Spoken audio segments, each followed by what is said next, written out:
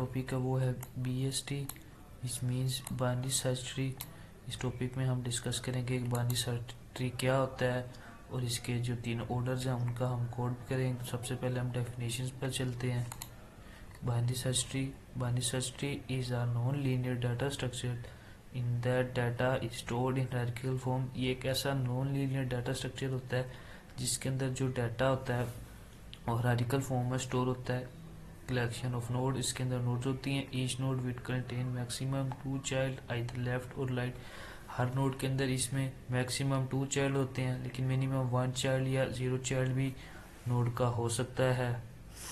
Example इसकी पे चले जाएं तो सबसे पहले जैसे कि एग्जाम्पल दी हुई है, ये एक बाइनरी एक ट्री है जिसमें सबसे पहले ये रूट टॉप नोड जिसको हम रूट नोड भी कहते हैं, उसके बाद इसकी चाइल्ड नोड्स हैं ये वाली राइट और ये वाली लेफ्ट। 2 चाइल्ड नोड्स जैसे कि हमने कहा मिनिमम 2 हो सकती हैं। इस तरह से आगे इसकी भी देखी जाए तो इसकी भी ये 2 नोड्स हैं। इसी तरह से लेफ्ट साइड पे भी चेन कंप्लीट हो गया सेम। इसी तरह से ये राइट साइड पर भी सेम चेन है।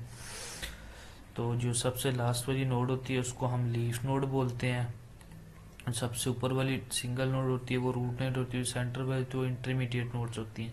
तो इसके इसी तरह से डिफरेंट लेवल होते हैं। सबसे पहले जो रूट नोड के बाद लेवल होता है वो लेवल 1, फिर उससे नीचे लेवल 2 और उससे नीचे लेवल 3 होता है। तो इसी तरह से हम जब डिस्कस करेंगे तो लेवल्स होते हैं। तो जैसे कि फॉर एग्जांपल दी गई है कि ये हमें एक डाटा दिएगा 0 1 2 3 4 number of nodes and specific case. इसमें डिफरेंट केस होता है। If height equal to 0 then maximum number of nodes in BST can be 1। It's mean कि अगर हाइट 1 हो तो जो हमारा बाइनरी सर्च ट्री होता है इसके अंदर सिर्फ एक ही नोड होगी। तो इसी तरह से अगर हाइट 1 होती है तो number of node in binary search tree can be 3। अगर हाइट 1 हो तो इसके अंदर 3 नोड्स होती हैं। जैसे हम डिस्कस करें कि सिर्फ अगर इधर नोड हाइट 1 है यानी इस लेवल 1 पे हाइट 1 होगी तो इसके अंदर 3 नोड्स होंगी। तो हम अगर काउंट करें तो ये 1 2 और 3 ये 3 नोड्स बनती है। तो इसके लिए एक फार्मूला भी यूज़ होता है। वो फार्मूला ये है h is equal to 2n+1 - 1। ये फार्मूला है। n की जगह पे हम हाइट की वैल्यू लिखेंगे और जब कैलकुलेट करेंगे तो हमें हाइट पता चल जाएगी। तो इसी तरह से 3 पे binary search tree smaller elements are in इस left side. Binary search tree की राइट और लेफ्ट 2 साइड होते हैं। जो स्मॉलर एलिमेंट्स होते हैं वो लेफ्ट साइड पे होते हैं। Greater elements are its right side, और जो ग्रेटर एलिमेंट्स होते हैं वो इसकी राइट साइड पर होते हैं। और अगर बाइनरी सर्च ट्री में ट्रांसवर्सिंग की बात की जाए तो इधर 3 टाइप्स की ट्रांसवर्सिंग होती है। Pre order, in order, post order. Pre order में होती है NLR, N for root node, L left and R right. पहले रूट नोड पे जाते हैं, फिर लेफ्ट पे, फिर राइट पे। और इन ऑर्डर में पहले लेफ्ट पे, फिर रूट नोड पे और फिर राइट पे। उसी तरह से पोस्ट में पहले लेफ्ट देन राइट उसके बाद नोड पे। तो डिस्कस कर लिया आप सब। हम इसकी एक एग्जांपल भी इधर डिस्कस कर लेते हैं। उसमें आ जाते हैं जैसे कि ये हमें वैल्यूज़ दी गई हुई हैं जिसके अंदर आप ये देख सकते हैं 4 2 3 6 की। तो इसमें हमने ये इसका सबसे पहले तो BST ट्री बना लिया है। BST ट्री में जैसा कि हम देख सकते हैं तो ये जो 4 है सबसे पहले इसको हमने टॉप पे 4 लिख लिया जो कि हमारी रूट नोड है। उसके बाद 2 आया तो 2 हमने अब पता लगाना है कि इसकी नोड की राइट पे है कि लेफ्ट पे है, कि क्योंकि जो ये वाली साइड है ये राइट है और ये वाली लेफ्ट है।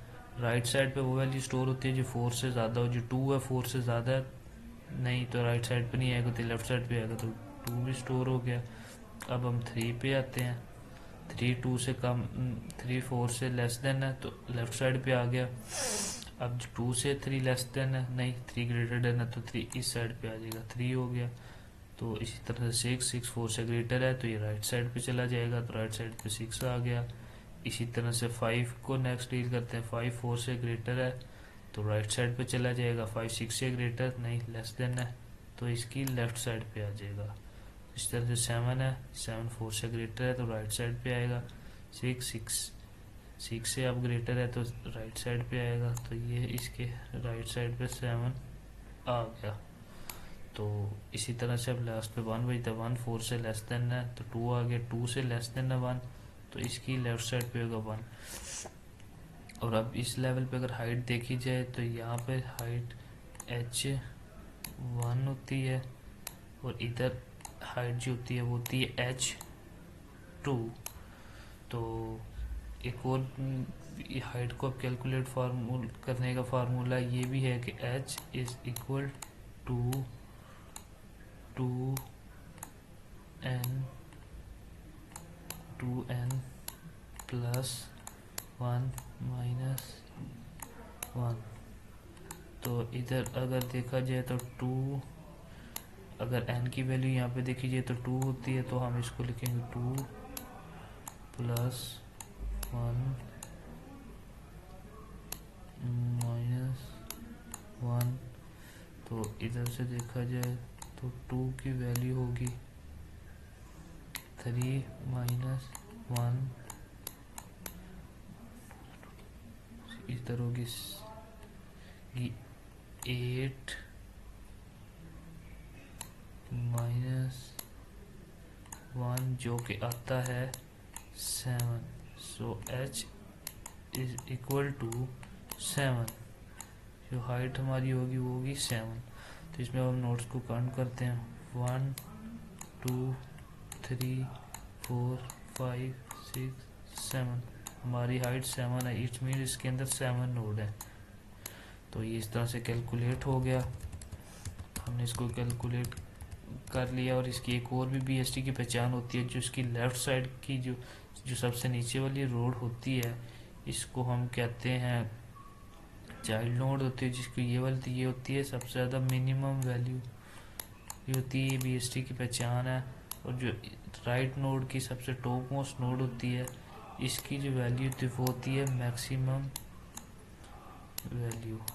तो इस तरह से हम इसके अंदर देख लें मिनिमम वैल्यू क्या है 1 है तो 1 ये आ गई, तो मैक्सिमम वैल्यू 7 है इस पूरी नोड के अंदर तो 7 आ गई। इस तरह से ये BST होता है। इसकी अगर ट्रांसवर्स देखी जाए तो वो 3 तरह की होती है BST 3 में, जिसके अंदर एक प्री ऑर्डर, इन ऑर्डर और पोस्ट ऑर्डर इसके अंदर शामिल है। तो बाकी अब हम इस पे कोड पर चलते हैं, लेकिन कोड पर जाने से पहले हम इसकी देखेंगे कि 3 नोड ट्रांसफ़र किस तरह से कर सकते हैं। तो उसके लिए हम पहले चलते हैं, सबसे पहले हम चलते हैं कोड पर। तो सबसे पहले वही include IO stream using namespace. सबसे पहले हमने क्लास बनानी है नोड की क्लास पब्लिक इंट डाटा। सबसे पहले डाटा का वेरिएबल बनाएंगे और उसके बाद 2 पॉइंटर बनाएंगे, लेफ्ट पॉइंटर और राइट पॉइंटर, यानी नोड के लेफ्ट और राइट साइड वाले दोनों हिस्सों के लिए पॉइंटर होंगे। फिर हम यहाँ पे अब कंस्ट्रक्टर यूज करेंगे नोड इंट वैल्यू, इसके अंदर वैल्यू देंगे। और जो राइट और लेफ्ट है सबसे पहले तो ये नल होंगे, क्योंकि सबसे पहले इनके अंदर कोई भी वैल्यू स्टोर नहीं होगी। उसके बाद हम आ जाते हैं, हमने बनाई है क्लास हमने ये BST के नाम की बनाई है। तो इसके अंदर जो सबसे पहले पॉइंटर नोड है वो होगी रूट नोड होगी, इसके लिए हम रूट लिख रहे हैं। तो अब ये BST का कंस्ट्रक्टर रूट सबसे पहले नल होगी क्योंकि इसके अंदर कोई वैल्यू नहीं होगी। ये अब इस जगह पे हम आ जाते हैं फंक्शन पे, node insert is equal to node pointer point कर रही है, इंट वैल्यू कर रही है।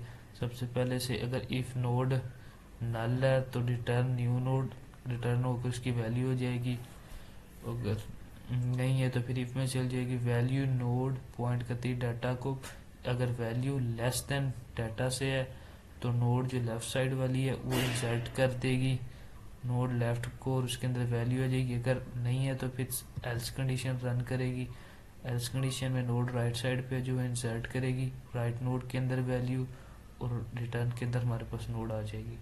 तो बाकी ट्रांसफर्स करते हैं हम, तो 3 तरह के ट्रांसफर है। सबसे पहले इन ऑर्डर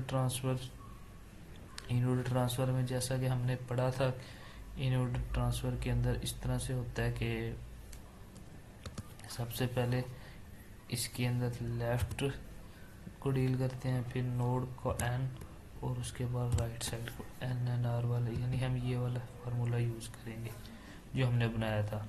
तो if node is equal to null, if node null है तो रिटर्न हो जाएगा, अदरवाइज इन ऑर्डर के अंदर नोड पॉइंट करी सबसे पहले लेफ्ट नोड आएगी, उसके बाद सी आउट करवाएंगे हम नोड को, डाटा आएगा जो कि एन नोड को डोनेट कर रहा है, फिर इंडर में राइट साइड पे जाएगी। तो ये तीनों इस तरह से होंगी।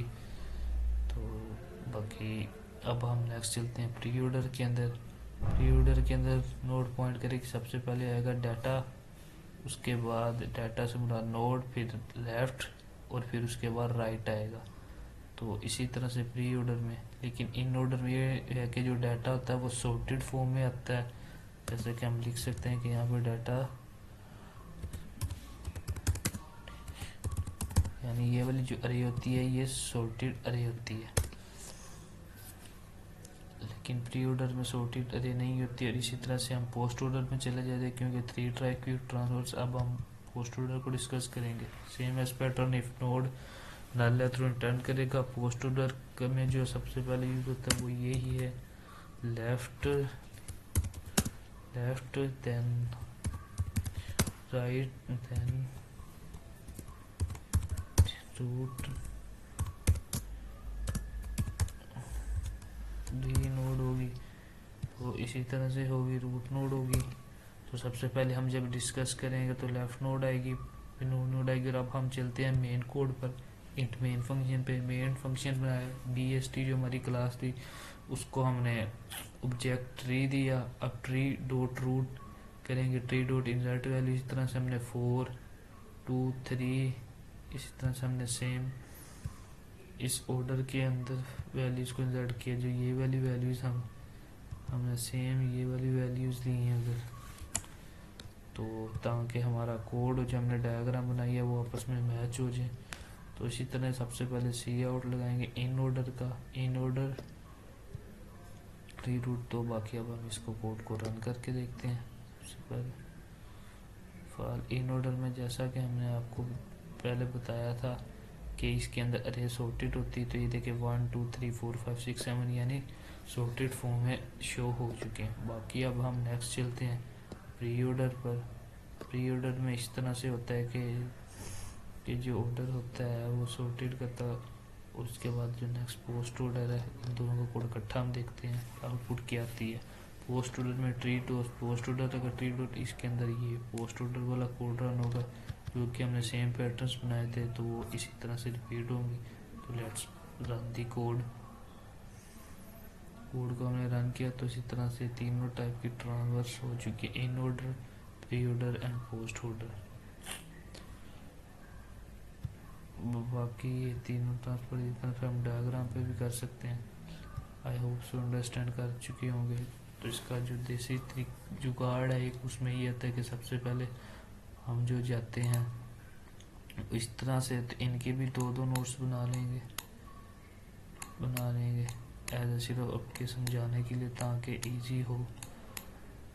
तो जब यहाँ से बेसिक नोड है, यहाँ से स्टार्ट करेंगे तो इस साइड से इस तरह से आते जाएंगे। इसके लिए हम कलर चेंज कर लेते हैं ताकि इजीली समझ आ जाए। तो यहाँ से जाते जाएंगे इस तरह से, तो फिर ये 2 पे जाएगा, फिर 3 पे होता हुआ 3 को डबल आएगा तो इन ऑर्डर होगा, इसी तरह से 4 पे, फिर 6 पे, फिर 5 पे, फिर यहाँ से एक दोबारा 5 पे। जब 3 पे आएगा तो प्री ऑर्डर होगा, सॉरी पोस्ट ऑर्डर होगा। इस तरह से जब एक बार आएगा तो इन ऑर्डर होगा। इसी तरह से करते करते सारी वैल्यूज कंप्लीट हो जाएंगी। ये हमारा बन जाएगा BS